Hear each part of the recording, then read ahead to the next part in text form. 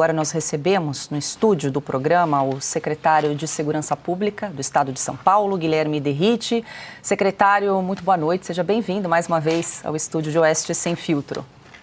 Obrigado, é um prazer estar aqui com vocês e uma oportunidade de maneira transparente falar um pouco do nosso trabalho. Ontem até o governador de São Paulo, Tarcísio de Freitas, esteve em Oeste Negócios, falou um pouquinho sobre segurança pública. Agora faremos, então, uma entrevista mais direcionada. Desse é um assunto que é uma preocupação de todos os brasileiros, né, secretário? Trazendo uma boa notícia, a cidade de São Paulo registrou, no ano de 2024, o menor número de homicídios em 24 anos. É uma boa notícia, mas ainda há muito para ser feito. Minha primeira pergunta é que o senhor atribui esse resultado e o que é possível ainda avançar nesse quesito. Quais são as prioridades aí para 2025 para manter ou reduzir ainda mais esse número, secretário? Bom, primeiro agradecer a todos os policiais civis, militares, bombeiros, policiais técnicos científicos do Estado de São Paulo, porque de fato nós apresentamos a menor taxa de homicídios da história do Estado, desde 2001 que ela é contabilizada, então batemos o recorde do recorde. 23 tinha sido a menor taxa, 24, 2 anos consecutivos. E nós estamos fazendo, como eu falei para o governador, quase que um milagre, porque com o menor efetivo existente, aí o governador foi muito parceiro e inteligente, pois ele aceitou uma das primeiras medidas da gestão, o reforço e ampliação do efetivo das forças policiais. Demos posse ao maior concurso da história da Polícia Civil, os concursos da Polícia Militar, que são cíclicos, ele autorizou e já contratamos mais 9.300 policiais entre civis e militares do Estado de São Paulo.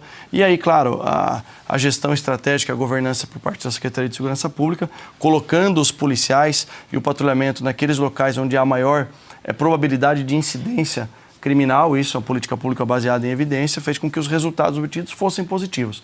Mas assim como você, Paulo, eu ainda não estou contente, porque há um caminho longo a ser percorrido, mas não só homicídios foi a menor taxa, com redução de 13,4%. A gente apresentou uma redução de 20,4% de roubos, que é o crime que mais aflige a população, 25% de redução de roubos de veículos e impressionantes 27% de roubo de carga no estado de São Paulo em 2024, comparado a 2022, o início da nossa gestão. Isso se deve também a uma política de segurança pública de enfrentamento ao crime organizado. Aqui em São Paulo, desde a campanha, na verdade, a gente não finge que o crime organizado não existe. A gente combate o crime organizado com uma estratégia bem definida, baseada em 3 aspectos principais. Primeiro, busca e captura das principais lideranças do crime organizado. Segundo ponto, inviabilizar a cadeia logística do crime. Se o crime organizado tem como principal fonte de receita o tráfico internacional de drogas, e se é uma competência da União, que na verdade não existe política pública nenhuma por parte da União para restringir a entrada de droga no país e também de evitar que ela saia por meio dos portos e aeroportos internacionais, compete aos estados inviabilizar essa cadeia logística do tráfico de drogas. E um terceiro ponto, impedir a lavagem de dinheiro. E aí eu reputo como uma das maiores inovações em políticas públicas da nossa gestão, que foi o decreto de reaproveitamento de ativos da lavagem de dinheiro do crime organizado, sendo revertidos para a própria polícia. Então o governador assinou o decreto que nós sugerimos em setembro do ano passado e hoje já é uma realidade. Quando for detectado que os benefícios sejam de uma conta corrente, ou seja, um bem adquirido, móvel ou imóvel, ele pode ser bloqueado, leiloado, ou se tiver bloqueado na conta corrente, por exemplo, pode ser transferido diretamente para o fundo da Secretaria de Segurança Pública, o FISP, e a partir dali a gente vai comprar viaturas, helicópteros. Isso já é uma realidade, porque nós já tivemos 3 casos. O primeiro caso foram 10 milhões de reais num acordo de não persecução penal na região de São José dos Campos. Nós já estamos em processo de construção da nova delegacia seccional da Polícia Civil, aquisição de viaturas da Polícia Militar, viaturas para a Guarda Civil Municipal e aquisição de drones. E uma segunda, e eu reputo a mais importante nesse processo aí dessa inovação de política pública, tirando o dinheiro do crime e revertendo para a população, que foi a condenação de familiares do Marcola, num processo de lavagem de dinheiro, num salão de cabeleireiro que funcionava clandestinamente para lavar dinheiro, 479 mil reais em dinheiro bloqueado dessa conta, revertidos para o fundo, uma decisão do Tribunal de Justiça de São Paulo, e uma casa apreendida que vai ser leiloada e avaliada em mais de 3 milhões de reais. Perfeito. Augusto Nunes. Secretário, a região lá próxima do Guarujá, essa parte do litoral, era um dos redutos, grandes redutos do PCC, né? Houve aquela primeira ofensiva bem sucedida. Agora eu pergunto o que falta, quais são os próximos passos. Por exemplo, avança bem a privatização do Porto de Santos, ela é necessária, o que mais, que passos devem ser dados agora? As pessoas não sabem, Augusto, a importância da privatização, porque infelizmente, dentro dessa cadeia logística do crime, o Brasil ele é vizinho dos principais produtores de cocaína, não tem nenhuma fazenda produzindo cocaína no Brasil. Então a droga está entrando facilmente para o nosso país, pelas fronteiras, está atravessando alguns estados, Paraná, Mato Grosso do Sul, passa por São Paulo, utilizando-se da malha rodoviária robusta que tem a infraestrutura do estado de São Paulo, até chegar no Porto de Santos. Isso aconteceu de 2014 para frente. 2010, mas 2014 com mais intensidade. E o Porto de Santos virou o segundo maior exportador de cocaína do mundo. Só perde o Porto de Guayaquil, no Equador. Infelizmente. E como é de competência da União, a gente montou nossa estratégia para inviabilizar essa cadeia logística, nas rodovias, com sistemas de inteligência, com tecnologia. Mas quando houver a privatização, existe uma empresa gerindo ali que tem, por razões óbvias, o objetivo lucro e o afastamento do crime organizado e daqueles que lucram de maneira exponencial até com a venda de drogas. Para vocês terem uma ideia, 1 quilo de pasta base de cocaína, quando é comprado na Bolívia, chega a custar em média $1.000, é vendido aqui no Brasil, no mercado consumidor interno, que é o segundo maior consumidor de cocaína do mundo, pelo tamanho populacional, por $5.000, mas chega em alguns países da Europa e até da Ásia a 50 ou até $80.000 o quilo da pasta base de cocaína. E foi aí que o crime organizado cresceu e se fortaleceu financeiramente, e aí utiliza o recurso para inúmeras outras atividades, e aí precisa lavar esse recurso, lavar o dinheiro aqui, configurar ele de maneira lícita. E aí entra a importância dessa terceira estratégia, que é impedir a lavagem de dinheiro e, além de impedir, aí reverter esse recurso em benefício da população, fortalecendo a polícia. Piotr. Secretário, muito obrigado por nos atender aqui. Boa noite ao senhor. Ontem o governador falou sobre, inclusive, aquele movimento dos governadores do Sul, Sudeste, o consórcio.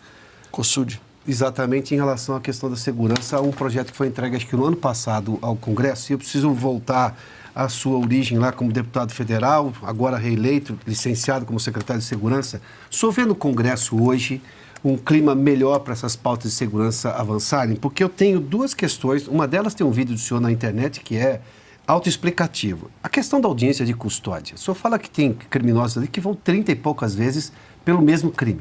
Quer dizer, como é que alguém... Se não me engano, o governador falou de um caso ontem de 35 vezes o mesmo crime. Quer dizer que ele foi solto 34. Para ele ter cometido o 35º crime, o mesmo crime, ele já foi solto 34 vezes. Tem a outra questão do STJ que libera, por exemplo, um traficante preso porque o policial foi tão competente que descobriu, viu pelo olhar, ou porque alguma reação estranha do motorista, para o carro, aborda, abre o porta-malas, tem 30 e poucos quilos de cocaína. Mas a apreensão foi feita de forma ilegal e não pode, solta o sujeito. Quer dizer, isso precisa andar e ter segurança jurídica para a polícia poder atuar. Como é que o senhor vê hoje o ambiente no Congresso para isso andar de forma mais célere, para dar garantia às secretarias de segurança pública para trabalharem? Porque nós temos um problema não só do crime organizado, como também de decisões completamente fora do escopo de preservação da segurança cidadã por parte das cortes superiores em Brasília. Olha, eu sou otimista por natureza, mas eu nunca tive tão otimista, Piotr, respondendo diretamente a sua pergunta, quanto eu estou agora. Ótimo. Porque um dos grandes amigos que eu fiz quando cheguei no meu primeiro mandato chama-se Hugo Mota. E um dos maiores compromissos que o deputado Hugo Mota, hoje presidente Hugo Mota, fez, e eu fui procurado por ele durante a campanha dele para a presidência, reunimos a bancada da segurança e colocamos as maiores dores daqueles deputados que são especialistas em segurança pública e falamos sobre audiência de custódia, sobre reincidência criminal, sobre a necessidade do tratamento da legislação com mais rigor para indivíduos faccionados de organizações criminosas. Sim. E Hugo Mota se comprometeu e eu creio que essa vai ser a maior entrega da gestão do presidente Hugo Mota. Ele tem uma cabeça assim, muito boa, muito aberta para essa questão, até pediu a minha ajuda e óbvio que com os dados que eu tenho da Secretaria de Segurança Pública, a gente consegue fornecer para ele, livre de qualquer ideologia, em que pese eu ser político e um político conservador no Brasil, baseado em evidências. Sim. E eu trago uma evidência importante aqui. Em 2 anos da nossa gestão, nós já prendemos 389.129 criminosos, não suspeitos, são criminosos, porque se foram presos, são criminosos. Imaginem vocês se todos esses 389 mil estivessem efetivamente presos. O Estado de São Paulo seria infinitamente mais seguro do que já é e do que está se tornando, mas é um processo longo por conta da fragilidade da legislação. Você colocou alguns pontos que o governador comentou na entrevista, eu acompanhei a entrevista dele, de números de reincidentes presos pela 35ª vez. Mas eu vou além, eu gostaria de enfatizar um fato concreto. No final do ano passado, 2 idosos, 2 senhores de 75 anos, um casal de 75 anos, foi mantido refém num cativeiro em Itacoaquecetuba por uma quadrilha de 4 criminosos, sendo uma mulher e 3 outros criminosos. Eles ficaram 9 horas, 10 horas em poder deles, fizeram saques com os cartões bancários. Em determinado momento, quando nós soubemos dessa situação, colocamos o sistema de inteligência para atuar, detectamos um pagamento do cartão e conseguimos fazer a abordagem, realizar a prisão de um casal que compunha essa quadrilha. De posse dessa informação, foi a Polícia Militar que prendeu, levou até a equipe da Polícia Civil. E eles informaram onde era o cativeiro. Chegando lá, 2 criminosos no cativeiro, as vítimas foram libertadas, uma ocorrência que tinha tudo para ser perfeita. Não fosse a audiência de custódia, que acabou liberando, só não liberou os 4 criminosos, porque um deles já tinha contra ele um mandado de prisão que tinha sido expedido por um outro crime. Mas saíram pela porta da frente 4 sequestradores de uma audiência de custódia. Então, quem defende essa aberração não tem noção do que está falando e não imagina que o seu pai, a sua mãe, o seu filho pode estar no cativeiro daqui a alguns dias, porque isso gera um incentivo para a atividade delituosa. Então, outro caso que ficou marcante no ano passado foi a prisão de um traficante com quase 900 quilos de cocaína sendo transportadas do Paraná, estava levando justamente para a região da Baixada Santista, provavelmente para o Porto de Santos. Realizada a prisão, trabalho de inteligência, em parceria Polícia Civil, Polícia Militar, Ministério Público, foi liberado na audiência de custódia também um indivíduo dessa periculosidade. Gerou uma comoção, o Ministério Público recorreu, Tribunal de Justiça, que é a segunda instância, reverteu, o desembargador reverteu a decisão da juíza singular, mas até a gente conseguir prender esse indivíduo, por sorte, ele estava no Paraná e a Polícia do Paraná conseguiu realizar a prisão. Mas esses são os prejuízos da leniência de uma legislação que muitas vezes o problema não está no Código Penal. Às vezes um criminoso é condenado a 15, 16 anos, a questão é a lei de execuções penais. Aí no cumprimento da pena, ele cumpre 1/6, 1/5, 1/3 da pena. Sim. Tem uma infinidade de benefícios, a gente pode elencar aqui depois da audiência de custódia, que é a primeira barreira, e a gente viu em alguns momentos o ministro da Justiça e Segurança Pública comemorando o índice de solturas de 54% das audiências de custódia. Isso é um absurdo, mas além da audiência de custódia, o preso tem direito à visita íntima, às vezes auxílio reclusão, a progressão de regime e, infelizmente, ainda tem direito, uma coisa que a gente conseguiu acabar na legislação, a saída temporária. É o que o governador Tarcísio de Freitas falou em reduzir o custo do crime, né? É isso, é Gary Stanley Becker. Reduzir o custo do crime, porque o crime é uma atividade econômica. Se a gente não tirar os incentivos, o criminoso, ao invés de trabalhar, vai querer roubar porque tem vantagem nisso. Afronta o dinheiro do contribuinte, porque a polícia usou recursos para poder fazer o trabalho dela, fez bem feito, ou seja, justificou, e depois vai ter que estar enxugando gelo, porque se foi solto novamente, vai ter que fazer tudo de novo. É retrabalho, para usar o retrabalho, é a porta giratória. Eu costumo usar esse exemplo da porta giratória do sistema de justiça criminal. Infelizmente, o criminoso ele tem um acesso a uma porta giratória. Ele entra no sistema prisional e logo depois ele está na rua dando trabalho para a polícia de novo. Deixa eu incluir a Ana também nessa entrevista. Boa noite, secretário. Obrigada pela entrevista.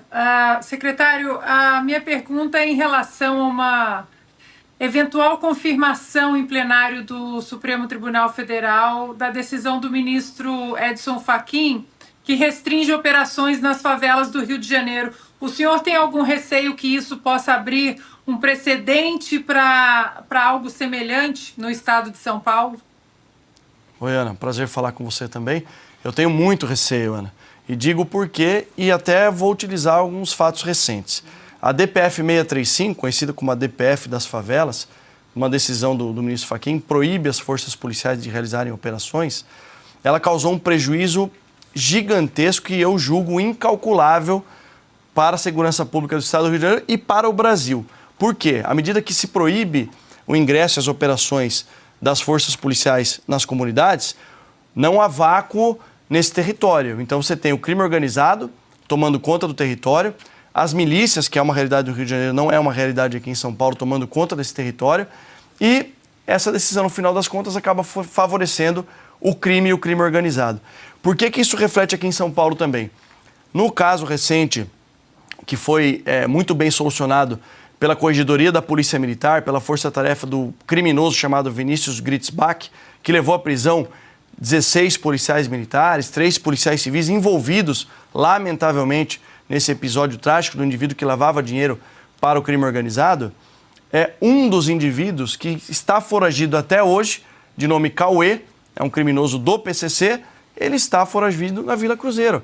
Nós temos informações de inteligência até do local onde ele se encontra. Fizemos contato com as forças policiais do Rio de Janeiro, um contato informal com o comandante do BOP, o Batalhão de Operações Especiais, e ele falou para a gente, olha, se vocês quiserem realizar a operação, nós precisamos de 300 policiais militares do BOP, 2 semanas de planejamento, e a chance de ter um efeito colateral é de 100%. E aí, essa conta, com certeza, vão querer atribuir ou a mim ou ao governador Tarcísio de Freitas. Então, o estado do Rio de Janeiro, as comunidades cariocas, elas acabaram se tornando grandes bunkers ou resorts para membros de organizações criminosas, facções criminosas de outros estados se esconderem. Haja visto que é um forte apache ali do crime organizado. E detalhe, o Comando Vermelho cobra essa estadia. Então aumentou inclusive o lucro do crime organizado à medida que está cobrando aluguel para quem quer se esconder nas comunidades do Rio de Janeiro. Carlo Cauti. Secretário, obrigado pela entrevista.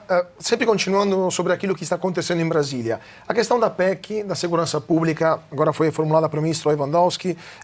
O risco que isso pode acarretar para a segurança pública em estados eficientes como São Paulo. Tem alguma coisa que poderia ser feita? O senhor acha que vai ter chance de passar na Câmara? O senhor, como deputado, tem um pouco a temperatura, o termômetro da Câmara também. Qual que é a percepção que o senhor tem dessa proposta? Pois é, secretário, só pegando uma carona, no ano passado, o ministro Lewandowski apresentou essa PEC, muitos governadores se manifestaram de maneira contrária, porque isso centralizaria o poder da União. No começo do ano, agora, ele fez uma reformulação, apresentou aí uma nova proposta, disse que não vai ter essa centralização da União, que serão respeitadas aí as competências dos municípios e dos estados. Então, gostaria de ouvi-lo aí em relação a essa segunda proposta. Claro. Primeiro, eu acho que não passa. Para se passar uma PEC, você precisa de 308 votos na Câmara dos Deputados, 3/5, um quórum qualificado. O governo atual não tem esse quórum, até porque a oposição está se fortalecendo cada vez mais. E, principalmente, aqui não é uma questão de posicionamento político, ser contra ou ser favorável. Se o governo federal apresentasse algo que fosse mudar de fato e ajudar a combater o crime, eu tenho certeza que a gente colocaria a disputa ideológica ou política de lado para aprovar algo em benefício da população. Mas na cabeça desse atual governo federal, eles enxergam o bandido como um coitadinho, vítima da sociedade. A política deles é a política do desencarceramento em massa. Quem não se lembra aqui do Haddad falando na disputa em 2018 que ele ia promover um grande desencarceramento em massa, como se na cadeia só tivessem coitadinhos, a gente sabe que não é isso. Segundo ponto, tratando do texto da PEC propriamente dito, é um texto muito fraco, é um texto que muda o nome da Polícia Rodoviária Federal para a Polícia Ostensiva Federal, e aí o ponto principal, e eu estava na reunião, Paulo, com o governador Tarcísio, infelizmente ele me convidou, eu não tenho como falar não para o governador, mas na apresentação do ministro Lewandowski, o governo federal avança e muito nas prerrogativas dos governadores e dos estados, criando diretrizes de naturezas obrigatórias para os estados cumprirem. Ora, vejam vocês, se o governador Tarcísio participou, o governador Ratinho, o governador, enfim, de qualquer estado, participou de um processo eleitoral e colocou no seu plano de governo uma política de enfrentamento ao crime organizado, de combater o crime organizado, combater a lavagem de dinheiro, e no final das contas ele ganha esse processo eleitoral, ele não pode aceitar que quem vai dar as diretrizes da política pública no combate ao crime organizado, na segurança pública, seja um governo federal, que muitas vezes não tem um alinhamento com esse governador que venceu as eleições. Então, nenhum governador vai aceitar essa invasão de competências que fere o Pacto Federativo e creio que o governo não tem voto para aprovar essa PEC. E o principal ponto que eu falei, governador, a gente se preparou antes da reunião, não adianta só a gente criticar. Eu acho que seria interessante a gente sugerir. Por que o governo federal não cria uma política pública de combate nas fronteiras? Bom, se existe o crime organizado... Primeira função deles, que eles não estão fazendo. E o crime organizado se fortalece, tem como principal fonte de receita o tráfico internacional de drogas, e se não tem produção de cocaína no Brasil, por que não estabelecer uma política de fronteiras para evitar que a droga chegue e para evitar que a droga saia de portos e aeroportos internacionais? Mas aí, combater o crime organizado, ao que me parece, não é uma especialidade desse governo. Piotr, tem mais um questionamento? Nenhum objetivo. Não, eu ia voltar nesse ponto, porque se o governo federal não faz nem o que é de obrigação dele, como é que ele está querendo mexer numa legislação? Ele não é exemplo para isso. Aliás, é um exemplo mal dado. Porque se essa droga está chegando aqui e não só financia o crime organizado, como mantém o Brasil com uma rota das mais importantes no mundo para alimentar todas essas imensas bocas de fumo, para usar essa expressão do mundo do crime aí, pelo mundo afora, sobretudo na Europa, acho que é exatamente o maior mercado que sai pelo Porto de Santos. Quer dizer, agora, houve alguma resposta do governo? Porque essa é a pergunta óbvia que teria que ter uma resposta óbvia. Houve algum compromisso de vamos melhorar o policiamento de fronteira? Não só não houve, como nesse vácuo de ausência de política pública do governo federal, alguns estados criaram as suas polícias estaduais especializadas em combate fronteiras. Você tem o DOF, você tem o BPFROM em algumas unidades que fazem fronteira, já que existe um vácuo no governo federal, sim, as polícias estaduais criaram as suas unidades especializadas. E nesse outro ponto, eu vejo que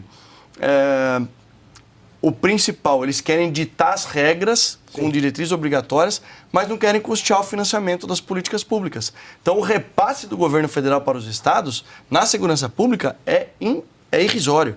Tem um repasse mais ou menos igual para todos os estados, no valor de 47, 48 milhões de reais, que é mais ou menos o mesmo que um deputado federal tem para destinar de emenda parlamentar, enquanto outras áreas que merecem, como saúde, como educação, tem que ter esse financiamento do governo federal, até porque, falando aqui no estado de São Paulo, existe o pagador de impostos, paga bastante imposto e esse recurso volta de maneira irrisória para o estado de São Paulo, tem que continuar investindo na educação, na saúde, mas a segurança pública não tem financiamento por parte do governo federal. Fica o ônus só para os governadores. E hoje o orçamento da segurança pública, secretário, só para a gente finalizar, porque até o governador disse que segurança pública tem a ver com investimento, falou muito sobre a questão de tecnologia, de câmeras para rastreamento, enfim. Hoje, o senhor falou que, claro, do repasse federal é insatisfatório, né, 48 milhões, mas com o orçamento dá para trabalhar? O senhor está satisfeito na parte estadual aqui, com o orçamento da segurança pública? Olha, o governador Tarcísio, ele apoia muito a segurança pública, isso é nítido. E também eu entendo a preocupação fiscal do governador.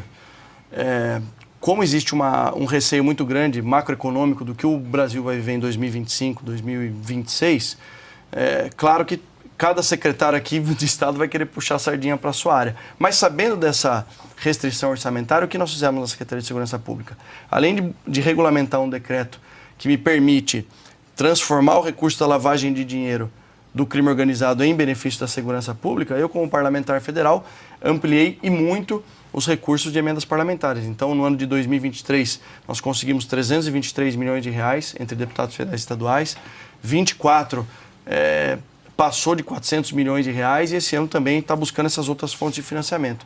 E o governador Tarcísio de Freitas, eu tenho certeza que vai continuar investindo na aquisição de novas viaturas, na contratação de novos policiais. Mais do que isso, no programa Muralha Paulista, que é um investimento em tecnologia, nós vamos transformar o estado de São Paulo num verdadeiro programa de reconhecimento facial, leitura de placas de veículos, unindo todas as boas iniciativas que os municípios já possuem e colocando investimento do estado naqueles municípios que não possuem absolutamente nada. Um exemplo de como está funcionando é o Smart Sampa aqui em São Paulo. Só existe o programa Smart Sampa porque existe o Muralha Paulista, porque a base de dados de indivíduos procurados pela Justiça, de veículos roubados e furtados, é da Secretaria de Segurança Pública. Fizemos o convênio com o município, toda vez que o indivíduo passa nas câmaras de monitoramento, a gente devolve o alerta para o município e aumenta demasiadamente a probabilidade de prisão dos criminosos. Mas eu tenho certeza que não só o governador Tarcísio de Freitas, mas o nosso secretário de Fazenda, Samuel Kinoshita, vão nos ajudar esse ano aqui com muitos investimentos.